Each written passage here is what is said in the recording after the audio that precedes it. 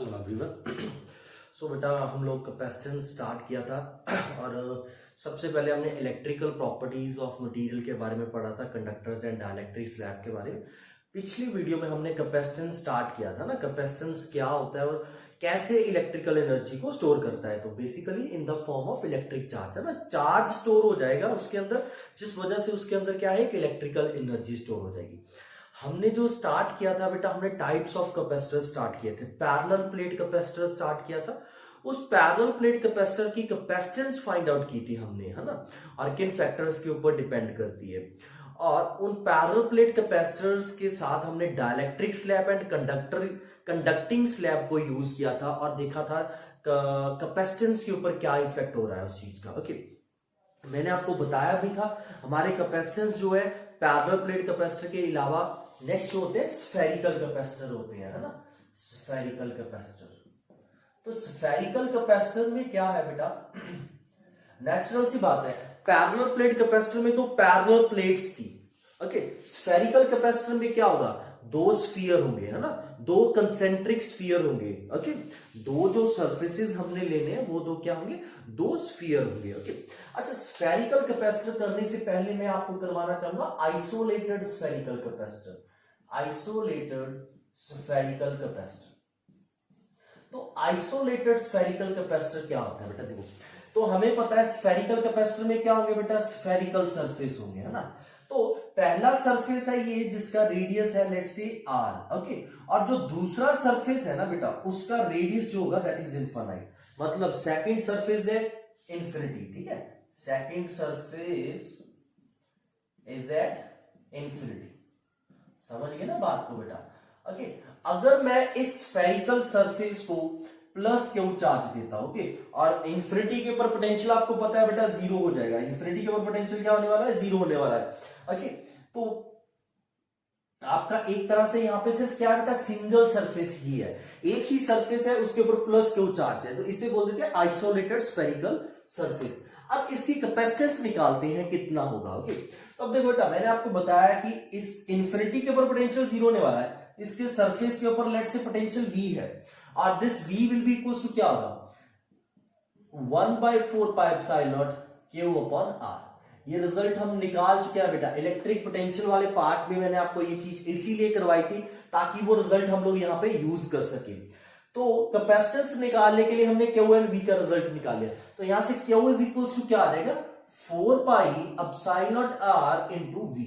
Okay, और आपको पता है we know C is equal to क्या होता है, Q भी होता ही नहीं होता है। इसको 1 एंड 2 को कंपेयर करेंगे, comparing 1 and 2 sorry Q is equal to C भी होता है बेटा, तो कंपेयरिंग 1 एंड 2, क्योंकि बेटा यहां पे जो हमारा कैपेसिटर है उस कैपेसिटर ने कितना चार्ज स्टोर किया हुआ बेटा, Q, और उसके दोनों सरफेस के बीच में देखो, दूसरा सरफेस इंफिनिटी पे मतलब पोटेंशियल जीरो है, और ये सरफेस के ऊपर पोटेंशियल V है, तो V minus zero, potential difference कितना है, V है, पोटेंशियल डिफरेंस V है, चार्ज स्टोर किया हुआ है, तो उसकी कैपेसिटेंस क्या होगी, C। And Q and V का रिजल्ट हम लोग बेटा निकाल चुके हैं ना। ये V क्या है, that is a electric potential at the surface of sphere, at the surface of sphere। ठीक है, स्फीयर के सरफेस के ऊपर इलेक्ट्रिक पोटेंशियल का ये फॉर्मूला है बेटा, सीधा रिजल्ट हमने ड्राइव किया हुआ है। तो कंपेयरिंग 1 एंड 2, तो C की वैल्यू हमारे पास क्या आ गई बेटा, 4 पाई एप्सिलॉन नॉट r। तो ये हमारे आइसोलेटेड स्फेरिकल कैपेसिटर की कैपेसिटेंस है बेटा, ये बोर्ड पॉइंट ऑफ व्यू से भी इंपॉर्टेंट है, तो ध्यान रखना है। ओके, और इसकी एग्जांपल क्या है, आइसोलेटेड स्फेरिकल कैपेसिटर की एग्जांपल क्या है, सबसे बड़ी एग्जांपल है बेटा अर्थ। जो हमारा अर्थ है that is a isolated spherical capacitor. मैंने पहले भी बताया अर्थ को जितना मर्जी चार्ज दे दो, जितना मर्जी चार्ज उससे ले लो। Okay, earth is a isolated spherical capacitor. और अगर आप अर्थ की कैपेसिटेंस निकालना चाहते हो तो बेटा 4 पाई एप्सिलॉन नॉट को क्या लिख सकते हैं, 1/9 इंटू 10⁹। आपको आई होप मालूम होगा फर्स्ट पार्ट से कि 1/4 पाई एप्सिलॉन नॉट की वैल्यू 9 इंटू 10⁹ होती है, तो 4 पाई एप्सिलॉन नॉट की 1 हो जाएगी। और अर्थ का रेडियस कितना है बेटा, 6.4 इंटू 10⁶ मीटर। ओके, और जब ये कैलकुलेट करोगे this come out to be 711 microfarad. Clear है बेटा। तो अर्थ की जो कैपेसिटेंस है ये मैंने बेटा सीधा रिजल्ट लिख दिया, आप कैलकुलेशन कर सकते हो। तो ये जो कैपेसिटेंस आई है दैट इज 711 माइक्रोफराड।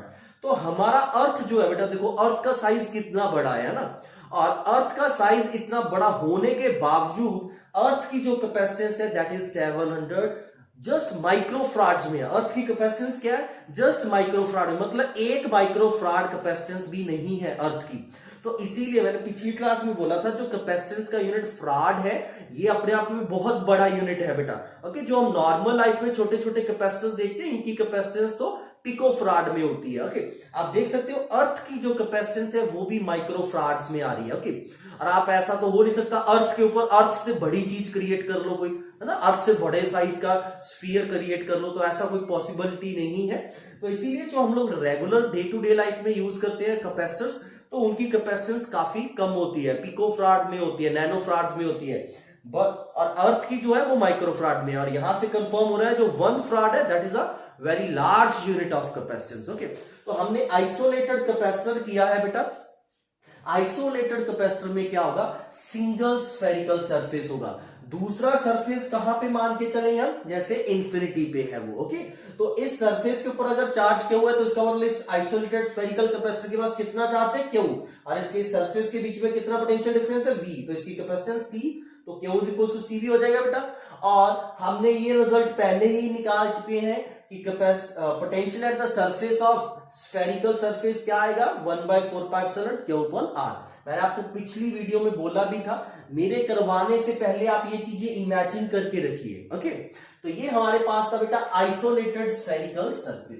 तो आप समझ गए ना बेटा आइसोलेटेड स्फेरिकल सरफेस क्या है। ओके, तो इसकी कैपेसिटेंस निकाली है हमने, आपने ध्यान रखना ये बोर्ड में आ सकती है बेटा, आपके सिलेबस में है बोर्ड की ये वाली चीज। ओके, अब जो हम करने वाले हैं स्फेरिकल कैपेसिटर, तो स्फेरिकल कैपेसिटर में क्या होंगे बेटा, 2 कंसेंट्रिक स्फीयर होंगे हमारे। क्या होंगे बेटा, 2 कंसेंट्रिक स्फीयर होंगे।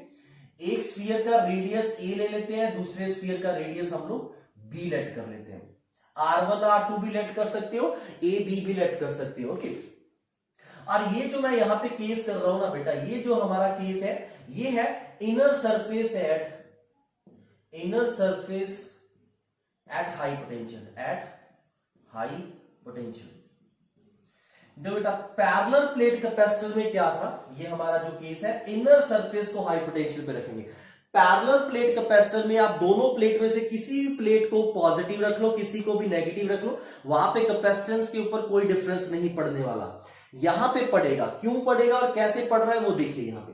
तो सबसे पहले अगर मेरा इनर सरफेस हाई पोटेंशियल पे लेट से और आउटर सरफेस लो पोटेंशियल पे है, तो इनर सरफेस को अगर प्लस क्यू चार्ज देंगे तो आउटर सरफेस पे क्या आ जाएगा बेटा, माइनस क्यू चार्ज आ जाएगा ना, कुछ इस तरह से चार्ज होगा कि नहीं होगा, plus Q minus Q.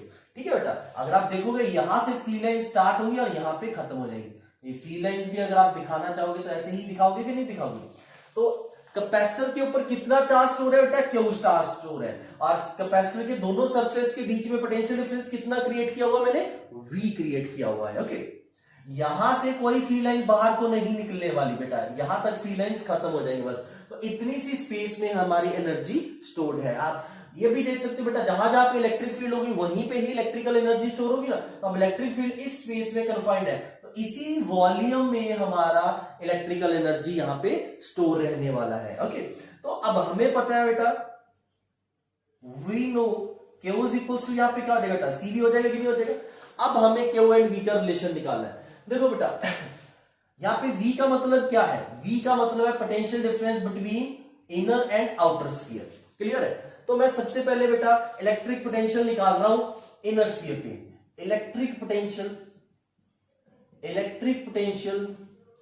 Eight inner sphere, ठीक है। इनर स्फीयर के ऊपर पोटेंशियल कितना होगा, V1 will be equals to क्या होगा। अब देखो बेटा यहां पे जो पोटेंशियल हो गया, एक तो इस प्लस क्यू चार्ज के कारण होगा, और प्लस क्यू चार्ज के लिए ये वाला पॉइंट जो मैं बांध रहा हूं यहां पे V1 पोटेंशियल क्या हो जाएगा, सरफेस वाला फॉर्मूला लग गया। सरफेस वाला फॉर्मूला क्या होता है, 1/4πε0 प्लस क्यू अपॉन रेडियस आ जाएगा E। ओके, अब जो माइनस क्यू के कारण भी यहां पे पोटेंशियल होगा कि नहीं होगा, और ये जो स्फीयर है इसके लिए ये क्या हो जाएगा, इनसाइड पॉइंट। और आपको मालूम है बेटा पोटेंशियल जितना स्फीयर के सरफेस पे होगा उतना ही उसके इनर सरफेस पे होगा कि नहीं होगा। तो उसके सरफेस पे कितना होने वाला है, 1/4πε0 माइनस क्यू अपॉन बी। तो जितना सरफेस पे है बेटा, जितना उसके सरफेस पे है उतना ही उसके किसी भी इनर पॉइंट के ऊपर होगा। तो V1 पोटेंशियल जो होगा वो इस प्लस क्यू एंड इस माइनस क्यू दोनों के कारण कंबाइंड होगा। ओके, और प्लस क्यू के कारण V1 पोटेंशियल फाइंड आउट करेंगे तो रिजल्ट कौन सा यूज करेंगे जब हम पोटेंशियल निकालते हैं ऑन द सरफेस। और माइनस क्यू के लिए जब पोटेंशियल निकालना है कौन सा फॉर्मूला यूज करेंगे, when point is lie inside the sphere, तो स्फीयर के अंदर लाई करेगा। ओके, तो V1 आ गया। सिमिलरली अब मैं फाइंड आउट करने वाला हूं electric potential at outer sphere. Outer sphere के ऊपर कितना पोटेंशियल है, आउटर स्फीयर के ऊपर कितना पोटेंशियल है, V2 लेट कर लेते हैं यहां पे। तो V2 will be equal to क्या होगा, देखो बेटा V2 पोटेंशियल प्लस क्यू के कारण भी होगा माइनस क्यू के कारण भी होगा। तो प्लस क्यू के कारण कितना होगा 1/4 pi epsilon not, plus Q इस स्फीयर के ऊपर है तो इस स्फीयर के लिए V2 पॉइंट क्या आ जाएगा आउटसाइड, तो आउटसाइड वाला रिजल्ट क्या आता है 1/4 पाई एप्सिलॉन नॉट, जितना चार्ज है और सेंटर से डिस्टेंस, और सेंटर से डिस्टेंस कितना होगा b। ओके, यहाँ पे प्लस आ जाएगा, प्लस क्यू है ना ये, फिर प्लस 1/4 पाई एप्सिलॉन नॉट, ये माइनस क्यू के लिए सरफेस वाला फॉर्मूला लग जाएगा तो माइनस क्यू बाई बी। तो देखो बेटा ये कैंसिल आउट हो गया, ये तो रिजल्ट क्या बन गया है, ये तो जीरो ही आ गया है हमारे पास। ओके, तो अब मेरे पास v की वैल्यू क्या होगी, v1 माइनस v2 हो जाएगा ना, इसे मैंने हाई पोटेंशियल पे रखा हुआ है, तो v1 माइनस v2, तो ये तो जीरो ही है, इसका मतलब v की वैल्यू भी क्या आ जाएगी बेटा 1/4 pi epsilon not, Q common ले लेते हैं ब्रैकेट में 1/a माइनस 1/b। तो v की वैल्यू हमारे पास ये आ गई है। यहां से q की वैल्यू क्या बन जाएगी बेटा, तो q is equals to 4 pi epsilon naught v, 4 pi epsilon naught v upon ये चीज आ जाएगी बेटा 1/a माइनस 1/b। और ये इक्वेशन हमारी 1 है बेटा, ये इक्वेशन हमारी 2 है। बेटा पोटेंशियल का कंसेप्ट अगर समझ आया है फिर ही यहां पे चीज समझ आने वाली है। अगर यही नहीं समझ आ रहा हमें कैसे लिखा है तो आपको प्लीज पोटेंशियल वाले पार्ट को दोबारा से देखना चाहिए। ओके, तो हमारे पास रिजल्ट ये आ चुका है बेटा 4 pi epsilon naught 1/a minus 1/b into v। Okay, 1 and 2 को कंपेयर करेंगे तो कंपेयरिंग 1 एंड 2 c की वैल्यू क्या आ जाएगी बेटा, कंपेयरिंग 1 एंड 2 तो c इज इक्वल्स टू क्या आ जाएगा बेटा, c will be equals to आ जाएगा 4 pi epsilon naught 1/a minus 1/b। Clear है, आप इसे सिंप्लीफाई कर सकते हो, क्या लिख सकते हो 4 पाई एप्सिलॉन नॉट, ये बेटा नीचे आप एलसीएम लोगे ab तो b माइनस a आ जाएगा और ये ab ऊपर चला जाएगा, c की वैल्यू क्या आ गई 4 pi epsilon not ab upon b minus a। तो ये हमारे पास स्फेरिकल कैपेसिटर की कैपेसिटेंस का रिजल्ट है बेटा। ओके, देखो बेटा ये बोर्ड पॉइंट से इंपॉर्टेंट नहीं है तो इसकी डेरिवेशन इंपॉर्टेंट भी नहीं है, ठीक है, ऑब्जेक्टिव पॉइंट से रिजल्ट इंपॉर्टेंट है। बट देखो बेटा अगर कंसेप्ट को समझना है आपने कैपेसिटेंस के तो मैंने डेरिवेशन करवाई, आपको डेरिवेशन समझनी पड़ेगी, ठीक है। आप अगर देखो बेटा जस्ट बोर्ड की तैयारी कर रहे हो तो आपके लिए कुछ भी इंपॉर्टेंट नहीं है फिर ये। ओके, बट अगर आपने फिजिक्स पढ़नी है, आपने दिमाग में बैठाना है चीजों को, कैपेसिटेंस का कंसेप्ट समझना है तो फिर मेरे अकॉर्डिंग ये चीज भी आपको करनी चाहिए, भले बोर्ड के सिलेबस में है या नहीं है, आपको इसके गो थ्रू होना चाहिए। और ऑब्जेक्टिव पॉइंट ऑफ व्यू से तो ये चीज इंपॉर्टेंट है ही है बेटा, ऑब्जेक्टिव में तो आ सकती है। और देखो सीधा फॉर्मूला याद करना ऐसा याद कर लोगे तो, बट याद कितने दिन रख पाओगे, अगले दिन नया फॉर्मूला आ जाएगा वो याद रखोगे, ठीक है, तो कितने फॉर्मूले याद रखते जाओगे। तो इसीलिए बोल रहा हूं ये जो कंसेप्ट है बेटा अगर आप इसको एज इट इज याद रखते हो आपको कोई फॉर्मूला क्रैम करने की जरूरत नहीं है। ओके, क्योंकि पेपर में जो क्वेश्चंस आते हैं स्पेशली एडवांस के पेपर में वहां पे डायरेक्ट फार्मूला बेस्ड क्वेश्चन आ जाए ऐसा कभी होता ही नहीं, ठीक है, वहां पे कंसेप्ट बनाना पड़ेगा आपको कुछ इस तरह से। क्लियर है ना, जैसे ये तो चलो अब आपको इतना इजी क्वेश्चन तो नहीं देंगे कि कैपेसिटेंस स्फेरिकल कैपेसिटर की बताइए जिसका इनर सरफेस का रेडियस a और आउटर का b है ना, वहां पे भी अगर क्वेश्चन आता तो ड्राइव ऐसे ही करके देखते हैं ना, बट अब आपको ये फॉर्मूला पता है तो आप सीधी ऑप्शन ये लगा दोगे, तो नेचुरल सी बात है इतना इजी क्वेश्चन नहीं डालेंगे, बट आपको ऐसे ही मिलते जुलते क्वेश्चन डालेंगे जैसा कंसेप्ट आपको पता होगा उस चीज का, बट आपने देखा नहीं होगा कभी वैसी चीज, आपको वहां पे ये चीज बनानी पड़ेगी ऐसे। क्लियर है बेटा। ओके, तो अब देखो ये चीज मैंने कल भी बोली थी आपको कि आप मेरे करवाने से पहले इन दो सरफेस के बीच में पोटेंशियल निकाल के रखो। अब जिन्होंने निकाला होगा ये पोटेंशियल V, तो नेचुरल बात है उन्हें Q और V का रिलेशन आ गया होगा, वहां से आपने C निकाल लिया होगा। ये रिजल्ट आपने मेरे से पहले कर लिया होगा, जिन्होंने दिमाग लगाया होगा, जिन्होंने मेरी बात को माना होगा, है ना। अब जिन्होंने नहीं किया बेटा, नेचुरल सी बात है, वो लूज कर रहे हैं यहाँ पे। आप चीज को खुद करना भी सीखिए, हर चीज टीचर तो करवा ही देगा, आपने भी करना है इसे। ओके, तो यहां पे हमने कैपेसिटर की कैपेसिटेंस निकाली है, स्फेरिकल कैपेसिटर की। ये फॉर्मूला किसके लिए है बेटा? स्फेरिकल कैपेसिटर के लिए है। 4 pi epsilon naught A B upon B minus A. B का मतलब है आउटर रेडियस, ए का मतलब है इनर रेडियस। अब यहां से भी इमेजिन कर सकते हो कि अगर बी की वैल्यू ए के कंपैरिजन में बहुत ज्यादा हो जाए, है ना, b is greater than a, b greater than a का मतलब क्या हो जाएगा बेटा? Isolated spherical capacitor. तो ये फॉर्मूला क्या बन जाएगा? C is equal to 4 pi epsilon naught A b. देखो ए बहुत बड़ा है, छोटा है बी के कंपैरिजन में, नीचे सिर्फ बी ले ले, ये कैंसिल आउट हो गया, रिजल्ट क्या बन गया? 4 पाई एप्सिलॉन नॉट ए। अभी हमने आइसोलेटेड स्फेरिकल कैपेसिटर के लिए क्या लिखा था? रिजल्ट 4 पाई एप्सिलॉन नॉट और उसका रेडियस लिखा था ना। ये इसको अगर मैं इंफिनिटी पे ले जाऊं, बी इनफाइनाइट बना दूं, तो 4 पाई एप्सिलॉन नॉट ए आ जाएगा कि नहीं आ जाएगा? और क्या बन जाएगा? Isolated capacitor. ओके, तो वहां से भी आप देख सकते हो और यहां से भी आप उस रिजल्ट को देखो, ड्राइव कर सकते हो। तो मतलब हमारा क्लियर है। तो देखो ये हमारा जो केस था, इसमें क्या था बेटा? हमारा इनर सरफेस जो था वो हाई पोटेंशियल पे था और कैपेसिटेंस जो आ रही है 4 pi epsilon naught A B upon B minus a आ रही है। ओके, अब मैं क्या कर रहा हूं बेटा? यहां पे मैंने क्या किया? आउटर सरफेस को हाई पोटेंशियल पे रख दिया बेटा। क्लियर है? अब बहुत बच्चे तो सोचेंगे सर फिर क्या हुआ है?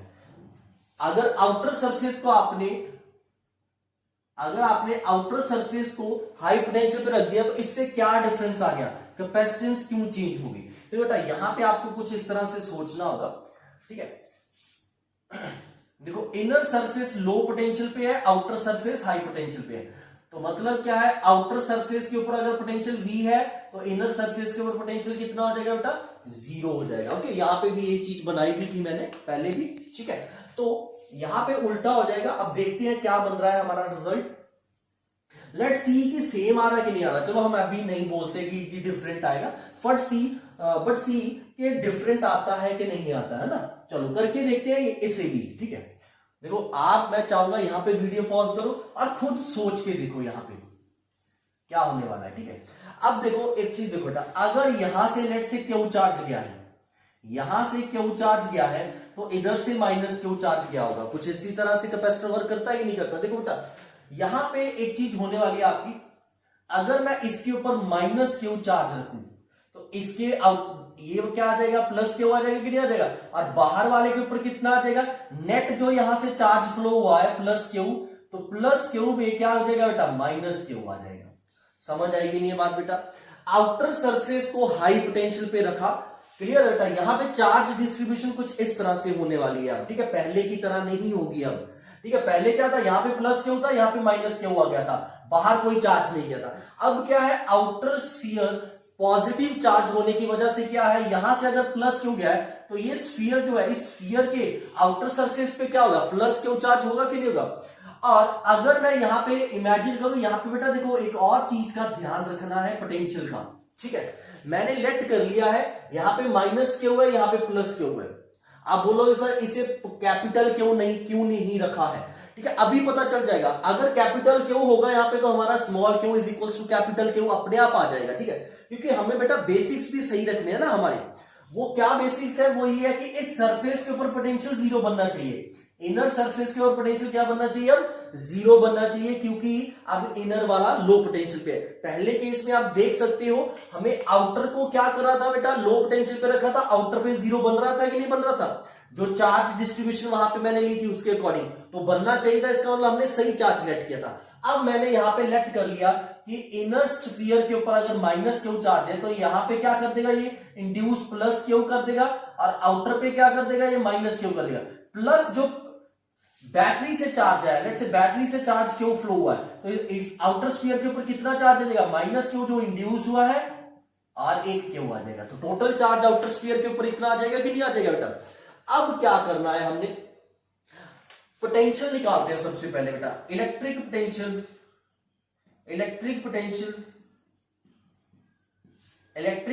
Eight inner sphere. Inner sphere के ऊपर ही निकाल रहा हूं मैं इलेक्ट्रिक पोटेंशियल V1 जिसकी वैल्यू है 0, बट उसको क्या लिखेंगे, देखो बेटा इसके ऊपर क्या चार्ज होगा बेटा, पोटेंशियल क्या होगा स्फीयर के ऊपर, एक तो इस माइनस क्यू के कारण होगा, माइनस क्यू के कारण कितना आने वाला है 1/4πε0 माइनस क्यू बाय जितना इसका रेडियस है ए। ओके, मतलब इस माइनस क्यू के लिए सरफेस वाला पॉइंट हो जाएगा कि नहीं हो जाएगा। अब ये plus q and Q minus Q, इसके लिए ये क्या है इनर वाला पॉइंट होता है। तो इनर वाले के लिए क्या रिजल्ट होता है बेटा 1/4πε0। देखो ये नेट चार्ज कितना हो जाएगा, इस स्फीयर के ऊपर नेट चार्ज कितना हो जाएगा plus Q plus Q plus Q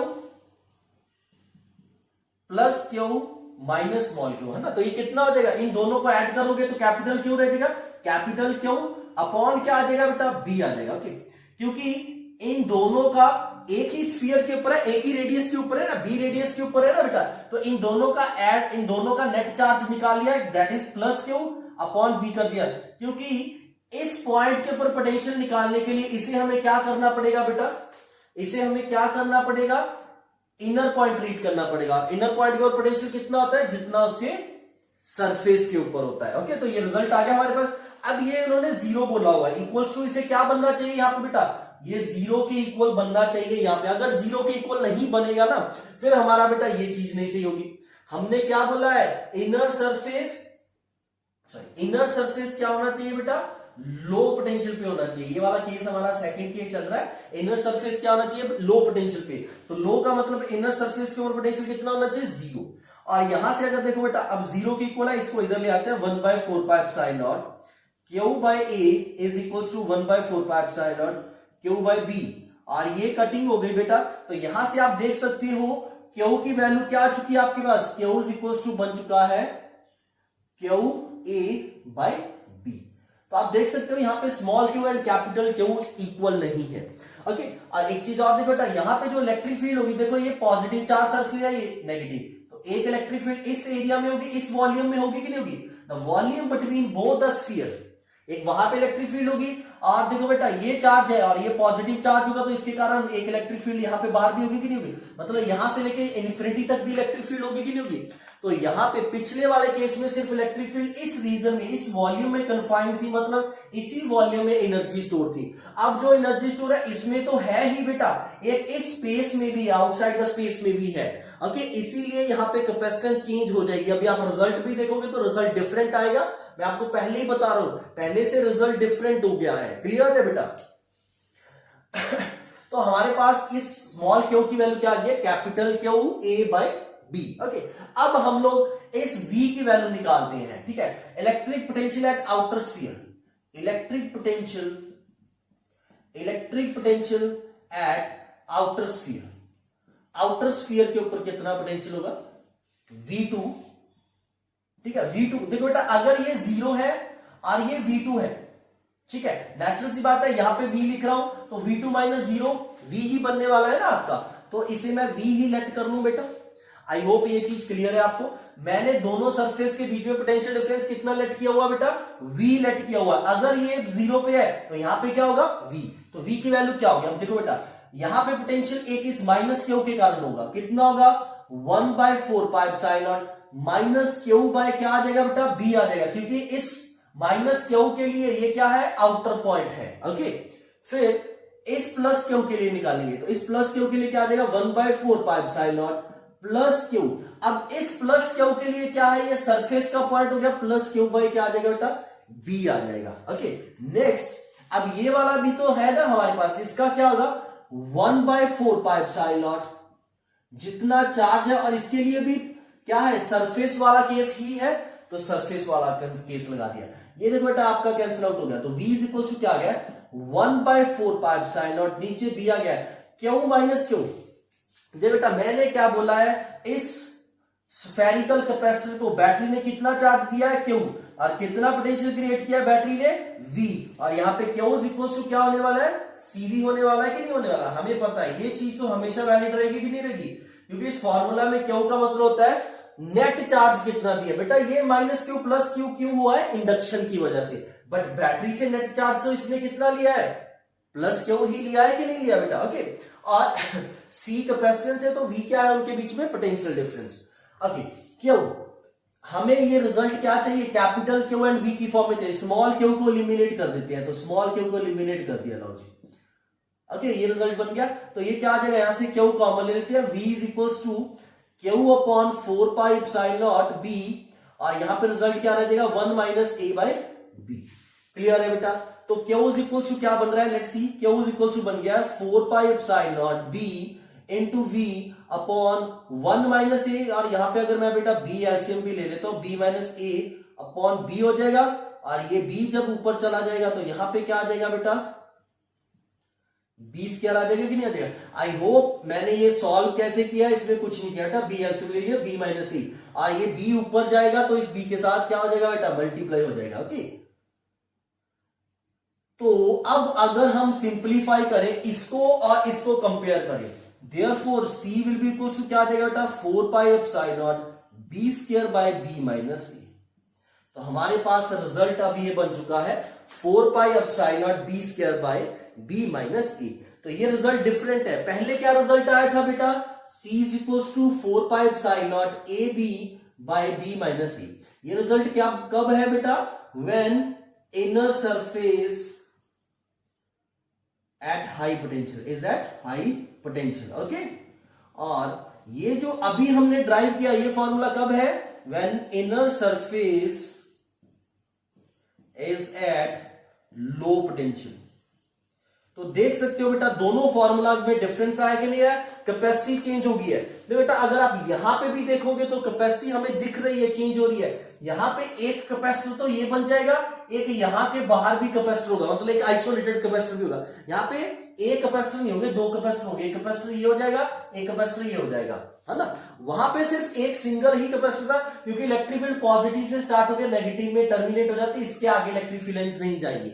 यहां पे क्या है, आउटर सरफेस को हाई पोटेंशियल पे रखने के लिए आउटर स्फीयर के आउटर सरफेस पे भी चार्ज होगा, जिस वजह से एक इलेक्ट्रिक फील्ड बाहर को भी होगी। उसी वजह से कैपेसिटेंस पहले से बढ़ गई है। पहले कैपेसिटेंस सिर्फ ये वाली थी, C1 थी, अब C1 के साथ C2 भी ऐड हो जाएगी हमारी।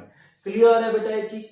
तो ये था हमारा spherical capacitor. Okay, spherical capacitor में हमने एक आइसोलेटेड स्फेरिकल कैपेसिटर किया है, और फिर एक स्फेरिकल कैपेसिटर जिसमें दो कंसेंट्रिक स्फीयर्स थे हमारे।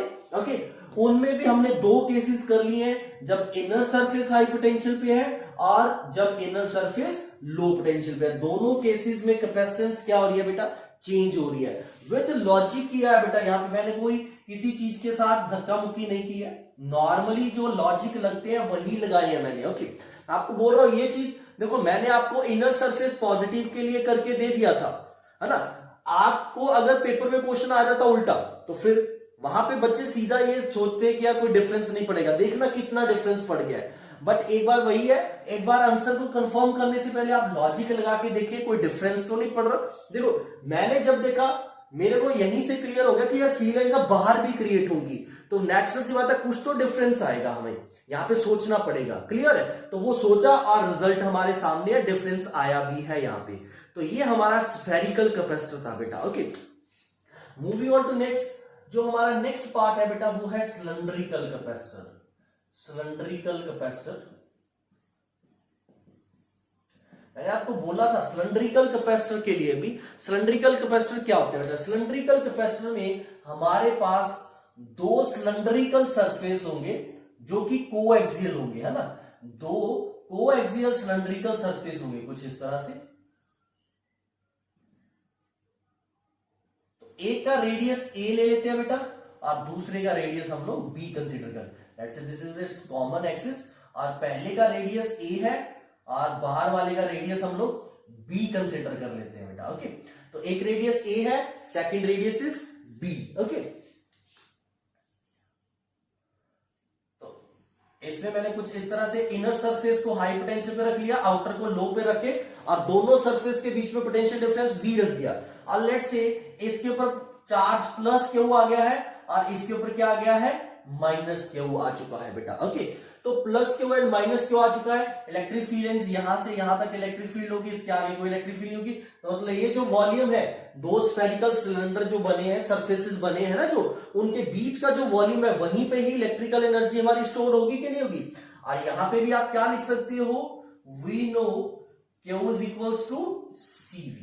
ओके, अब हमने जो नेक्स्ट पार्ट करना है, मैंने आपको बोला भी था बेटा, लॉजिक लगाइए, V और Q का रिलेशन निकालने की कोशिश करिए। V और Q का रिलेशन कैसे निकलेगा, आप इस सरफेस के ऊपर पोटेंशियल निकाल लो, इस सरफेस के ऊपर पोटेंशियल निकाल लो, और दोनों को क्या कर दो बेटा, माइनस सब्ट्रैक्ट कर दो, पोटेंशियल डिफरेंस आ जाएगा कि नहीं आ जाएगा आपके पास। ओके, तो अब मुझे मालूम है, हमने जब इलेक्ट्रिक पोटेंशियल किया था वहां पे मैंने स्फेरिकल के लिए जरूर करवाया था आपको, सिलेंड्रिकल सरफेस का कोई फॉर्मूला नहीं लिखवाया मैंने। तो यहां पे मैं आपको क्या करता हूं बेटा, साथ ही साथ वो भी करवा देता हूं और ये भी क्लियर हो जाएगा हमारा। ओके, तो सिलेंड्रिकल सरफेस है, उस सिलेंड्रिकल सरफेस के आउटर पॉइंट एंड सरफेस के ऊपर पोटेंशियल कितना होगा वो देख लेते हैं हम लोग, है ना।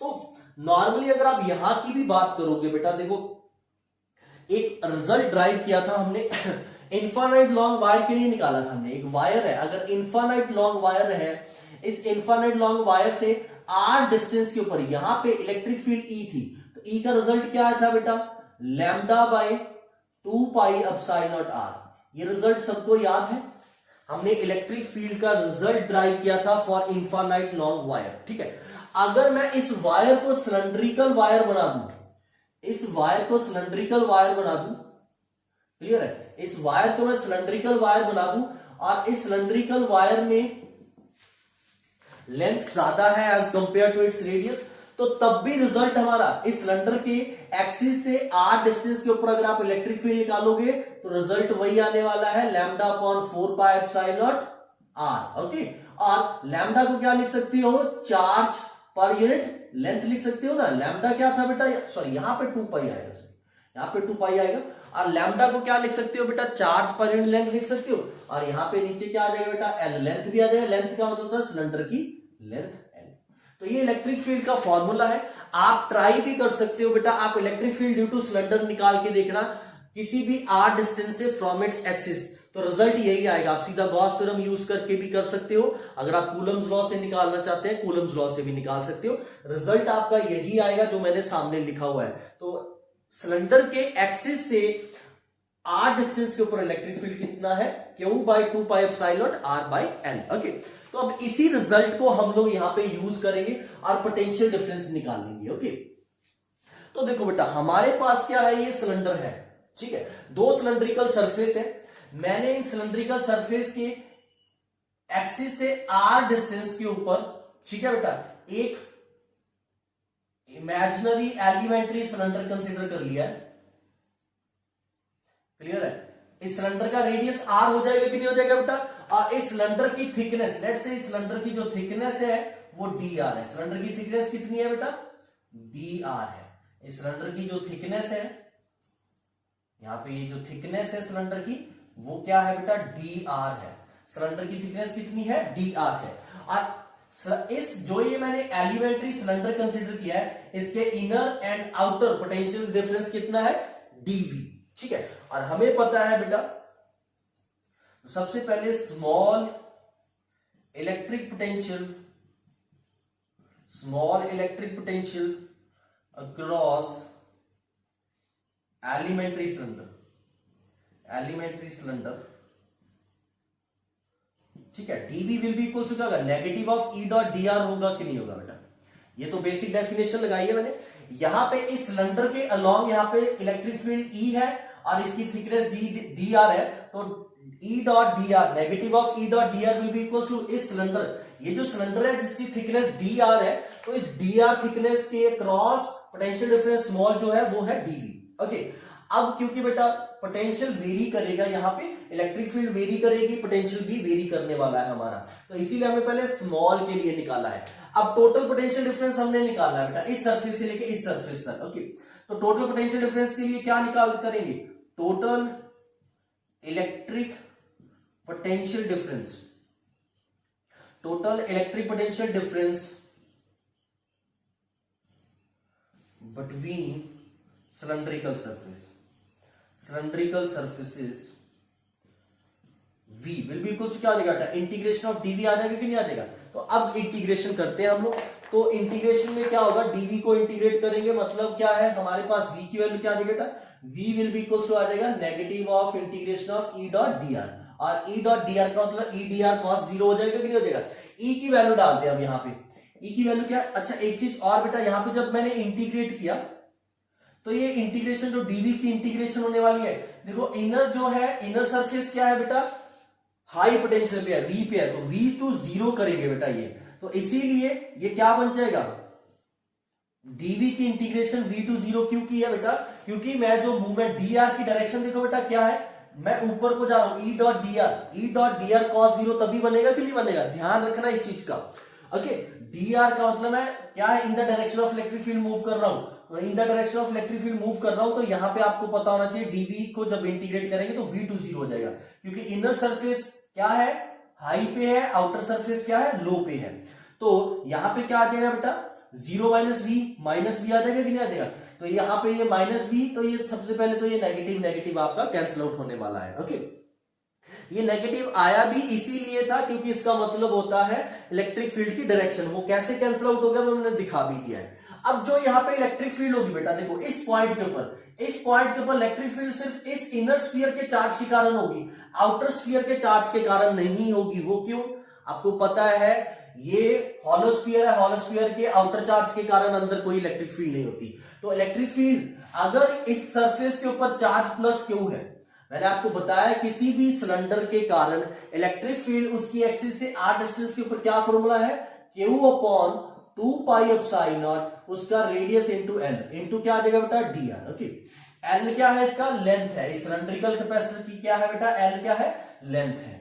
अब v Q बाहर आ गया है, नीचे 2 पाई एप्सिलॉन नॉट l भी बाहर आ गया है, इंटीग्रेशन किसकी रह गई है बेटा, dr बाई r की, और इंटीग्रेशन r की लिमिट्स क्या डालेंगे, a से लेके कहां तक, b तक, ठीक है बेटा।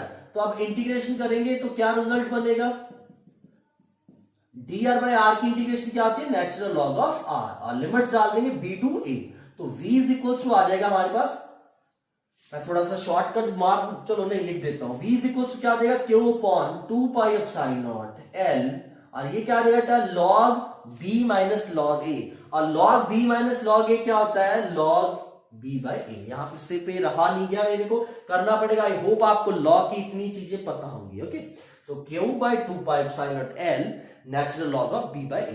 यहां पे बेटा dr बाई r की इंटीग्रेशन log r होती है, ठीक है, ये फॉर्मूला है इंटीग्रेशन का, dx बाई x क्या होता है, log x।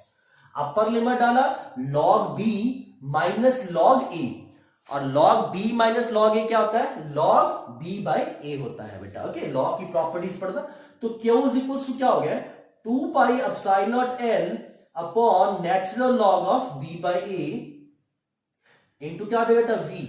तो अब इसको इसके साथ कंपेयर किया तो therefore capacitance of cylindrical capacitor, capacitance of cylindrical capacitor क्या हो जाएगा हमारे पास, capacitance of cylindrical capacitor C will be equals to आ जाएगा 2 pi epsilon naught l upon natural log of b by a। तो ये हमारे सिलेंड्रिकल कैपेसिटर की कैपेसिटेंस है बेटा। तो इसमें हमने निकाला है कैपेसिटर सिलेंड्रिकल था, सिलेंड्रिकल कैपेसिटर में क्या होगा, दो सिलेंड्रिकल सरफेसेस होंगे जो कोएक्सियल होंगे। ओके, यहां पे मैंने आपको एक और चीज करवा दी है कि अगर आपने पोटेंशियल निकालना हो, सिलेंडर के कारण पोटेंशियल निकालना हो, तो वो भी मैंने आपको बता दिया है। क्लियर है, ये जो पोटेंशियल आया है ये कहां पे आया, इसके सरफेस पे आया है। क्लियर है, और यहां पे मैंने बेटा ये जो इलेक्ट्रिक फील्ड का रिजल्ट निकाला है ये गॉस थ्योरम से निकाला है। जैसे आपने इनफाइनाइट लॉन्ग वायर के लिए निकाला था वैसे ही आप सिलेंडर के लिए भी कर सकते हो, सेम बेसिस के ऊपर इस सिलेंडर के लिए भी कर सकती हो। ओके, यहाँ पे लैम्डा लिखा होता था, वहां पे लैम्डा को चार्ज पर यूनिट लेंथ लिख दिया इस फॉर्मूला में मैंने। तो ये हमने कैपेसिटेंस ऑफ सिलेंड्रिकल कैपेसिटर निकाला है। प्लीज आप इसे भी नोट डाउन करिए। देखो बेटा ये भी बोर्ड पॉइंट से नहीं, ये भी ऑब्जेक्टिव पॉइंट से इंपॉर्टेंट है। बट देखो मैंने लॉजिक फील्ड लगाया बेटा, देखो पोटेंशियल का कंसेप्ट रास्ते में मेरे को ये कैपेसिटेंस चाहिए थी, लेट से मेरे को एक कंसेप्ट क्लियर करना था इलेक्ट्रिक पोटेंशियल का। इलेक्ट्रिक पोटेंशियल का कंसेप्ट टीचर ने आपको सिर्फ करवाया था स्फेरिकल के लिए, अब सिलेंड्रिकल के लिए क्या करें। तो मैंने फिर बेसिक डेफिनेशन के ऊपर चला गया। बेसिक डेफिनेशन को यूज करते हुए मैंने क्या किया है, यहाँ पे सबसे पहले पोटेंशियल को निकाला बेटा। ओके, और पोटेंशियल का जैसे ही क्यू के साथ रिलेशन आ जाता है, हमें पता है उसके बाद कुछ नहीं होता, इसके साथ कंपेयर करके हमारे पास क्या है, कैपेसिटेंस आ जाती है। ठीक है, तो काम बहुत इजी था।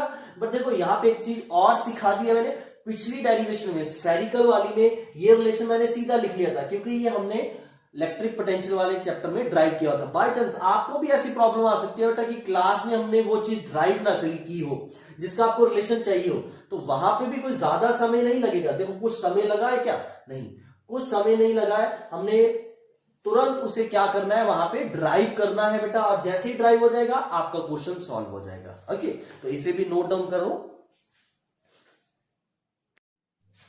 तो सो बेटा अब हमने डिफरेंट टाइप्स ऑफ कैपेसिटर पढ़ लिए हैं। पैरेलल प्लेट कैपेसिटर पढ़ लिया है, स्फेरिकल पढ़ लिया है, सिलिंड्रिकल पढ़ लिया है। ओके, तीनों कैपेसिटर्स यूज किए हैं। पैरेलल प्लेट कैपेसिटर भी मैंने आपको बेटा बताया था वहां पे कि अगर आप डाइलेक्ट्रिक या कंडक्टिंग स्लैब डालते हो, सेम बेसिस पे आप स्फेरिकल और सिलिंड्रिकल में भी अगर डालोगे सेम रिजल्ट आएगा। अगर आप इन दो सरफेस सिलेंड्रिकल कैपेसिटर के दो सिलेंड्रिकल सरफेस है, उनके बीच में डाइलेक्ट्रिक मीडियम डाल दोगे जिसका डाइलेक्ट्रिक कांस्टेंट के है, तो आपकी कैपेसिटेंस यहां पे क्या हो जाएगी, के टाइम्स हो जाएगी। सेम बेसिस पे स्फेरिकल में होगा।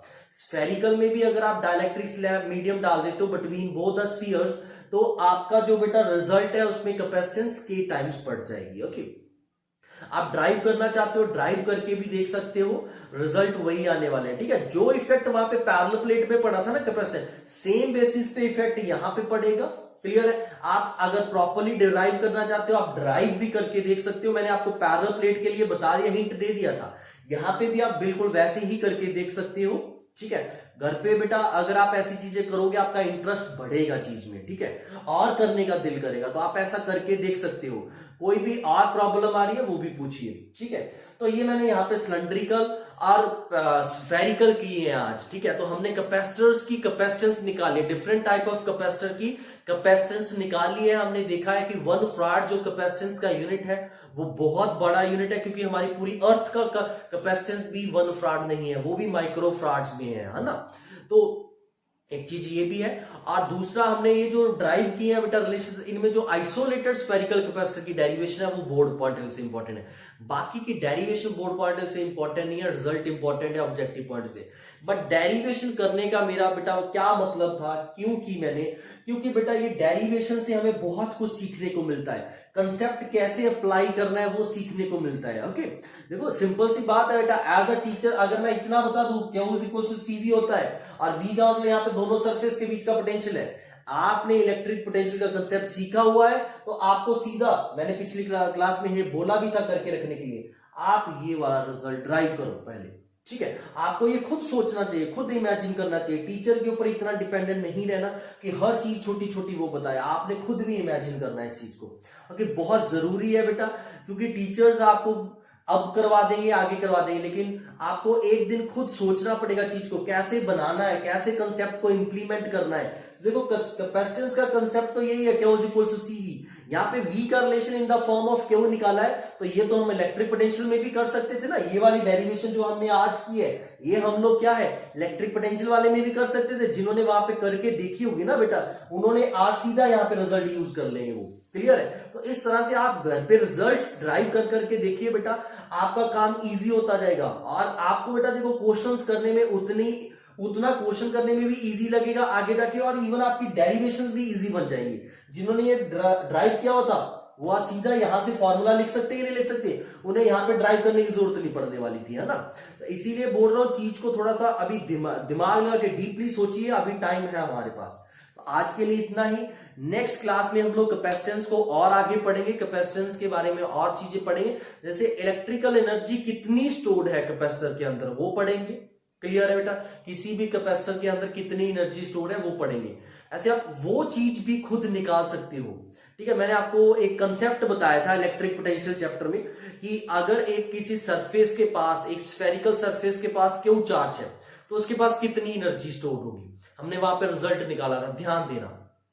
ठीक है, इलेक्ट्रिकल एनर्जी, वो जो एनर्जी थी वो इलेक्ट्रिक फील्ड की फॉर्म में ही स्टोर थी आपकी वहां पे भी, और वही चीज यहाँ पे भी लगा सकते हो आप। तो आप अगर कर सकते हो तो बहुत अच्छी बात है, अदरवाइज हम लोग इस टॉपिक को नेक्स्ट क्लास में डिस्कस करेंगे। ओके, तो आज के लिए इतना ही। Thank you.